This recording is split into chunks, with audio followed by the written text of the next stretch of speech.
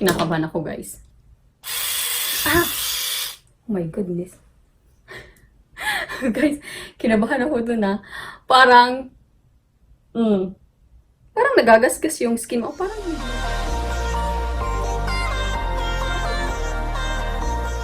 Hi guys! Welcome to my channel. At kung bago ka sa channel ko, welcome and don't forget to subscribe. Guys, oh my goodness. Pasensya na kayo kung matagal bago akong nag-upload ulit. Pasensya na kayo kasi madami lang pinagdadaanan sa buhay. At minsan talaga, tamad is real. Joke. Okay guys, for today's video, mag-unboxing ako nitong SILKPRO3 Lady Epilator Multi-Purpose Function 5-in-1. At gusto nyo malaman inside nito, just keep on watching. Okay guys, kaya in-order ko to dahil nakita ko sa isang vlog ni Mami Unclothes. Kung napapanood niyo siya sa YouTube, famous siyang vlogger sa Philippines. Nakita ko siya na gumagamit nito. Kaya gusto ko rin makatry dahil nung sinerge ko siya, guys, mas maganda siya kaysa sa mag-shave ka. Kaya, okay, pin ko na to. Ang sabi dito, ayan siya, guys. Bubble and dry. Bubble and dry. SILKPRO3 Lady Epilator Multi-Purpose Function 5-in-1 Epilator with Skin Protector. Ayan siya, guys. Yan ang box niya. And sa back, guys, lahat is Korean. Ganun talaga. At, okay, buksan na natin.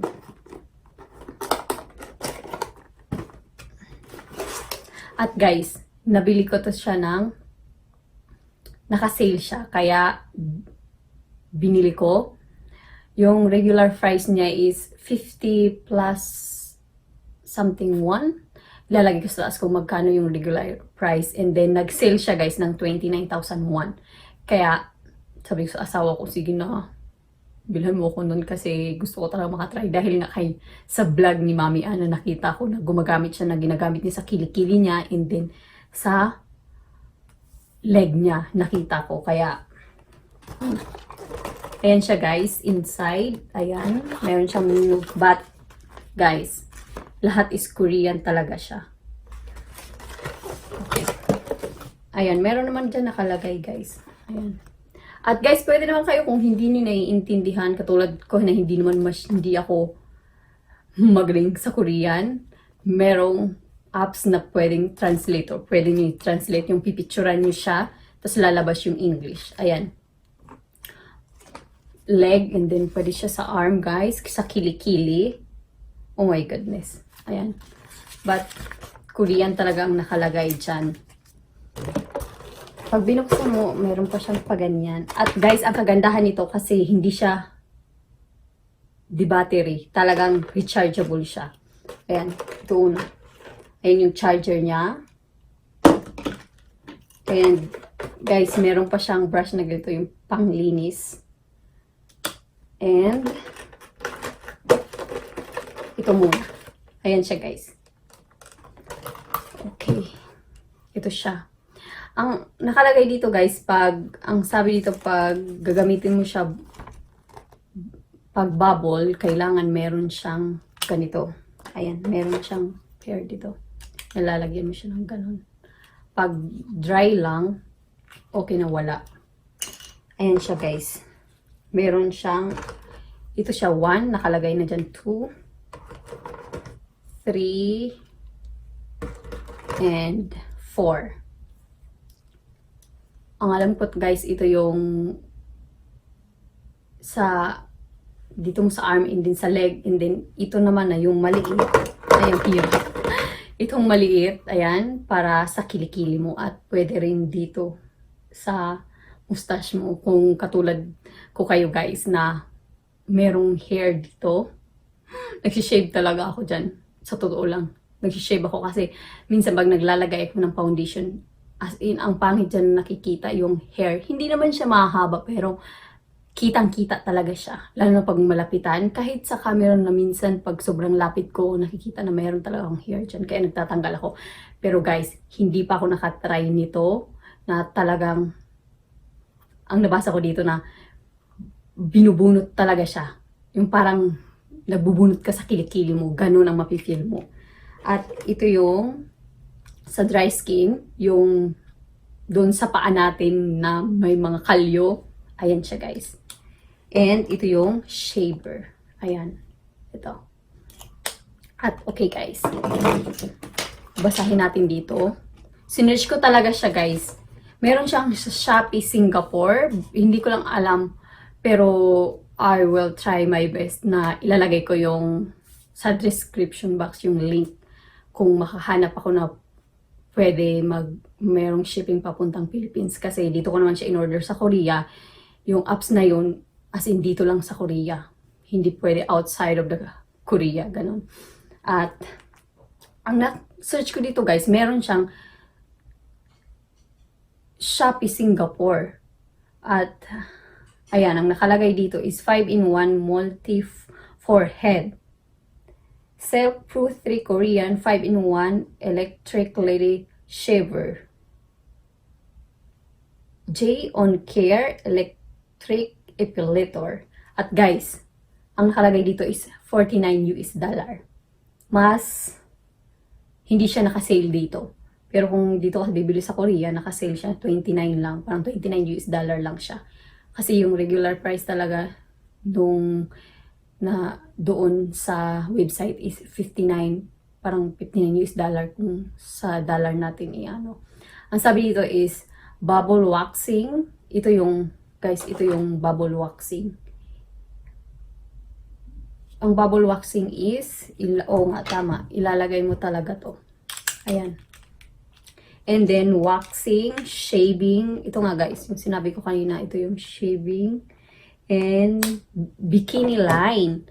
Guys, itong maliit, bikini line siya. Pero, pwede rin siya sa kilikili.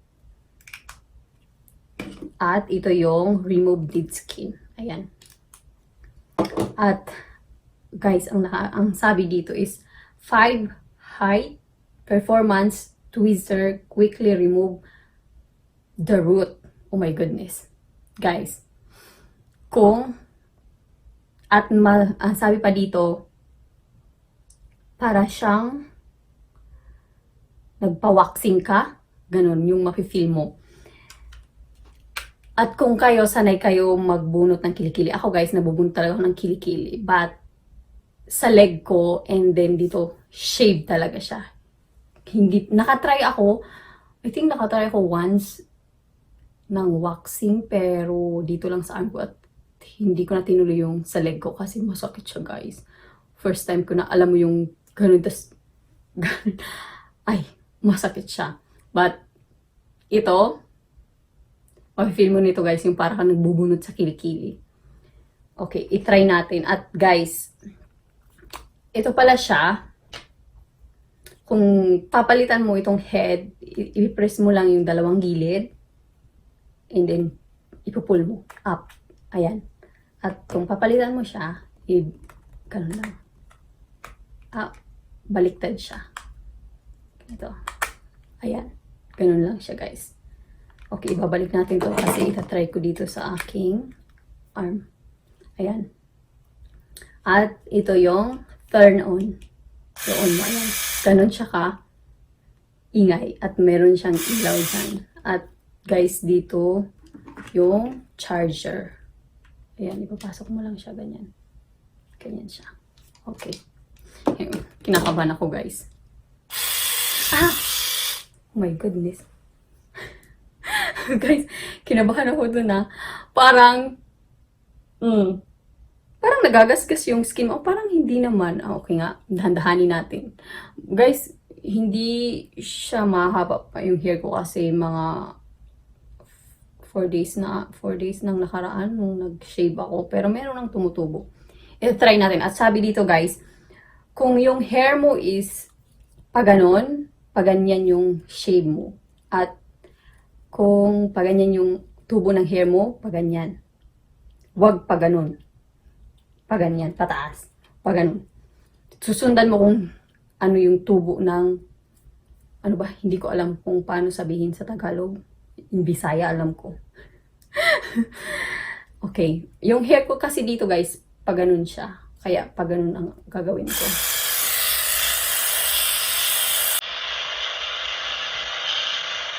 Kaya, oh my God. Guys, as in, ma-feel mo, yung nagbubunot ka sa kilikili mo. Ganon talaga. For the first time ko tong magganito sa arm ko. Kaya, masakit siya. Parang, alam mo yung binubunot talaga pati yung kaduluduluhan ng hair mo. Ganon ang ma-feel mo. Oh my goodness.